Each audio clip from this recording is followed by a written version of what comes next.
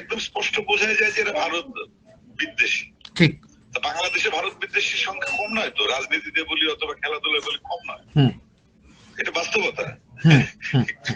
এখন তার মানে এইটা না, এইটা যে সাধারণ চিত্র এটা সেটা নয়। বাংলাদেশের প্রচুর পরিমাণ মানে ভারতের খেলাকে সাপোর্ট করে, ভারতের সিনেমাকে সাপোর্ট করে, এরকম প্রচুর আছে। এবং তারা জানে মুক্তিযুদ্ধে বাংলাদেশের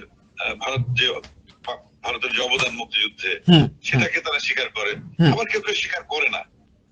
এখানেই তো মানে এটাই তো বাস্তবতা। ঠিক ঠিক। আমার বললাম যে মুক্তিযুদ্ধের পক্ষের শক্তি, বিপক্ষের শক্তি। বিপক্ষের যারা শক্তি তারা পাকিস্তানকে সাপোর্ট করে, তারা ভারতকে পছন্দ করে না। এই মতাদর্শের মানুষ এবং তাদের যে বংশ পরম্পরায় ওই একই জিনের ভেতর ওটা রয়েছে। হয়তো ৭১ সালে যারা বাংলাদেশের বিরোধিতা করেছে, পাকিস্তানের পক্ষে ছিল, তারা সবসময় ভারত বিদ্বেষী ছিল। তাদের সন্তানরাও বংশ পরম্পরায় ওই কাজই করছে। এই জেনারেশনের তারাই হয়তো ভারতের বিরোধিতা করছে।